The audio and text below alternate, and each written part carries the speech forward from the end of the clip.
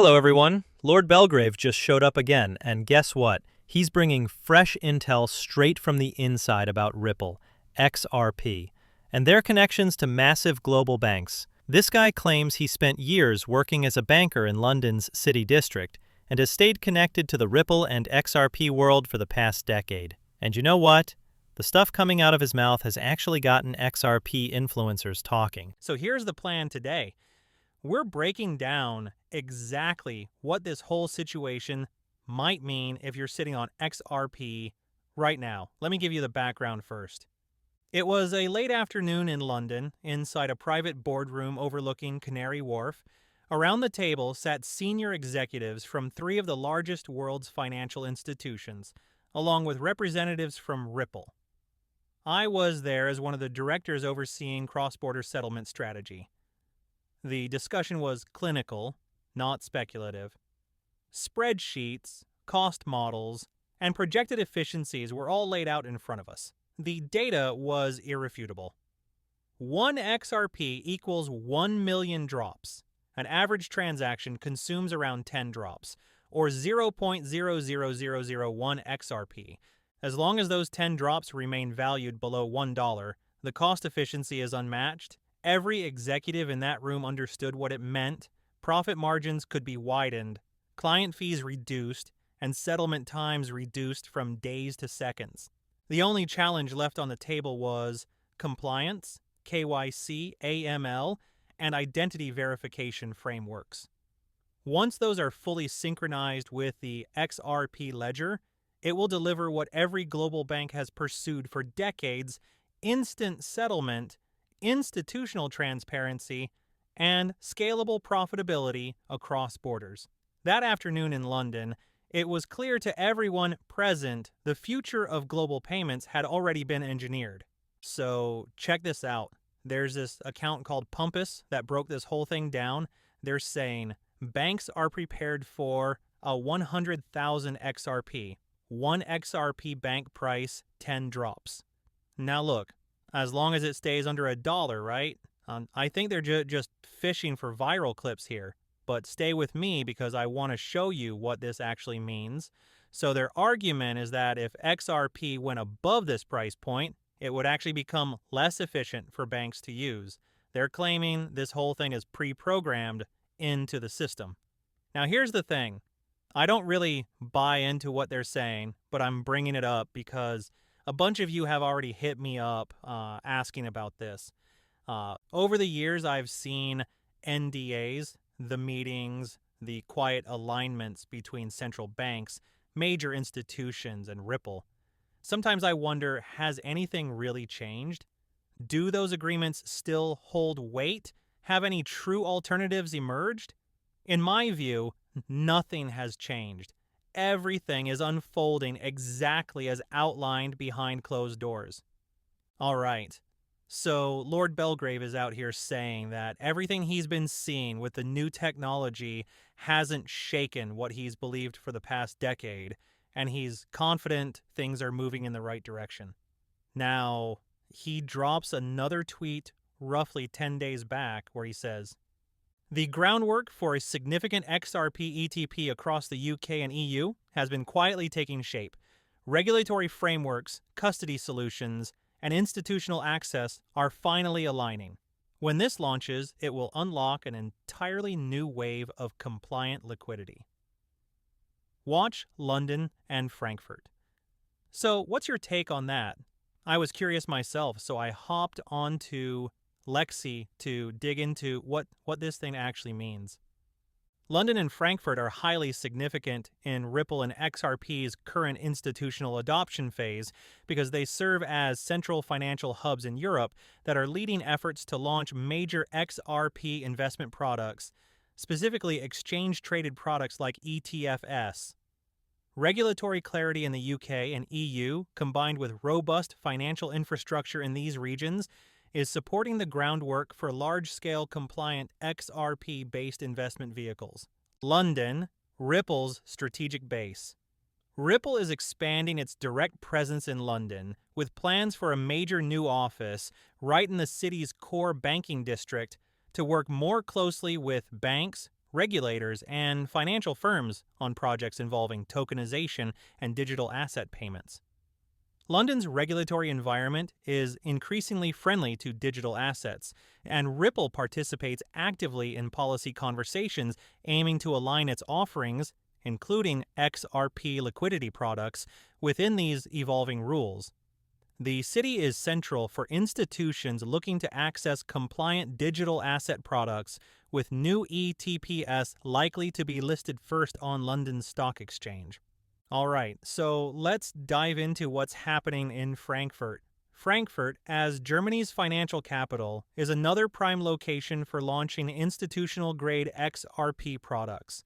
Several ETPs and crypto investment products are listed on Frankfurt's Xetra exchange. The presence of major investment firms and regulatory bodies there allows for secure custody and liquidity solutions needed for institutional adoption. Partnerships and collaborations between Ripple and their firms in Frankfurt, including work with digital asset alliances and investment companies, have helped promote XRP technology and compliant liquidity in the EU. So these connections right here, this is exactly what Lord Belgrave was talking about. Listen to what he said earlier this month. After years in global banking, I learned that real change doesn't announce itself. It integrates silently. Ripple's technology has already touched the same infrastructure that powers Visa Direct, MasterCard Send, and American Express FX international payments. These are the test beds. Visa, MasterCard, American Express are quietly experimenting with Ripple's technology. The future of settlement is moving from messaging to value transfer. And get this, back in October, he came out with another statement that really stood out to me. It's becoming increasingly clear that XRP's presence on major centralized exchanges may be more of a constraint than a catalyst. When an asset built for institutional liquidity is trapped in retail-driven speculative venues, price discovery becomes distorted. True value won't emerge until XRP operates primarily within the rails it was designed for, i.e. on institutional settlement, cross-border flow, and on-ledger utility, not exchange order book. You know what? He absolutely crushed that explanation. Here's another gem he shared. In banking and finance, there are no coincidences. Governments and media craft the narrative only after the plan has been executed with precision. Then they package it to divide, distract, and steer you through emotion and psychology. Pretty wild when you think about it. Now, here's where things get interesting. Let's break down some institutional use cases. Derivatives is a massive one. Look, this market is beginning to gain traction right now, but wait until it fully kicks in. Total game changer moment incoming. Let's check this video. If you're interested in blockchain and you want to make money, forget about sending money back to your uncle in France. This is where you should be thinking. This is the size of the entire economy of the world right here. GDP. This is the notional principle of all derivatives. Okay? These are all forwards, futures, and options. And these are all derivatives except interest rate swaps. This right here, interest rate swaps. Biggest universe that most of you have never heard of. Millions of lawyers, millions of traders, millions of accounts. All that can be put on the blockchain. Okay? And all this clearing system and settlement system, which we took, Dodd-Frank is like this thick. This much of it has to do with clearing and settling of swaps. Okay, it's a nightmare. It's a mess. And we can take this whole system and simplify it with distributed ledgers. Okay, I want to talk. And then Rob Cunningham also had a great video here. Let me go ahead and play this for you. Across the world, the old order is unraveling. Decades of opaque systems built on debt and deception are being replaced by transparent ledgers and immutable truth. Humanity is awakening to a new financial covenant where trust is verified and transparency is the law of the land. Born in the heart of Texas, soon to be the crypto capital of the world, company on NASDAQ, aligned with ISO 20022 and Basel III transparency standards. Its mission, to become the world's first public-private XRP Treasury liquidity hub, anchoring the new economy in honesty, accountability, and verifiable math. Evernorth bridges two worlds: retail markets where XRP circulates freely, and Ripple's institutional escrows where XRP is programmatically released. The separate streams converge into Evernorth's central treasury pool, visualized as a pulsing, living organism with a heartbeat rhythm.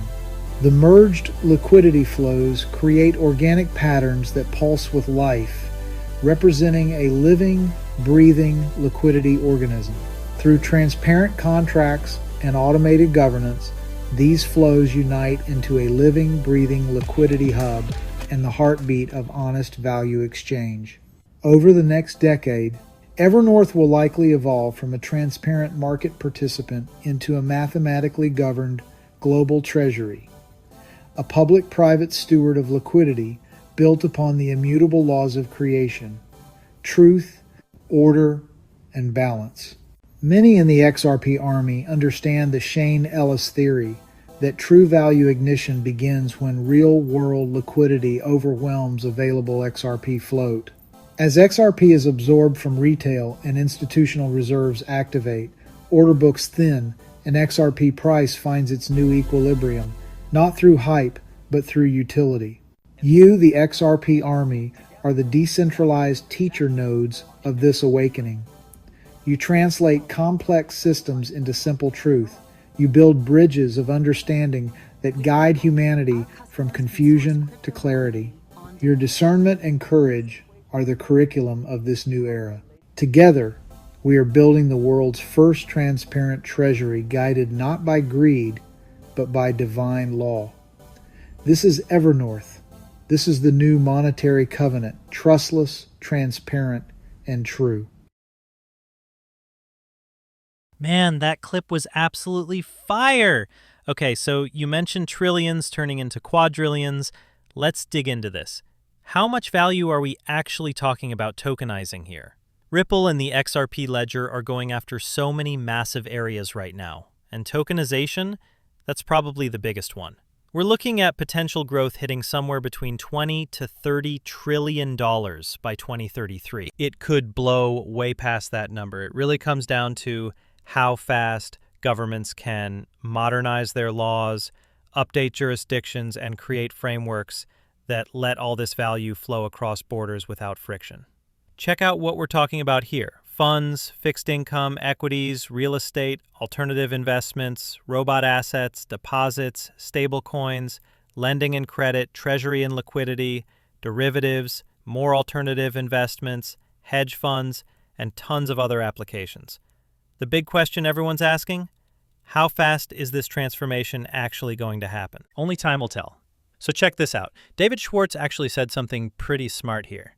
I think institutional adoption is needed to pave the way for the next wave of retail adoption. If DeFi is going to replace TradFi or TradeFi, it's going to have to do all of the boring things TradeFi does, as institutional adoption seems the most likely way to make that all possible. You see what he's getting at? And who's tackling these massive solutions right now? That's Ripple doing it at scale. Let's play this clip. For over a decade, Ripple has worked to bridge the gap between blockchain and traditional finance. We've built enterprise-grade digital asset infrastructure, trusted by the world's largest banks. From instant global payouts and access to off-ramps, to secure digital asset custody solutions, to the stablecoin created with trust and compliance at its core. Ripple enables enterprises around the world to tokenize, store, exchange, and move value. We're not waiting for the future of finance to arrive. We're building the Internet of Value today. All right, we'll stop there. We're building the Internet of Value right now. Hope you grabbed something useful from this video. If you did, show your support. Hit like, share it out, drop a comment down below. Catch you in the next one.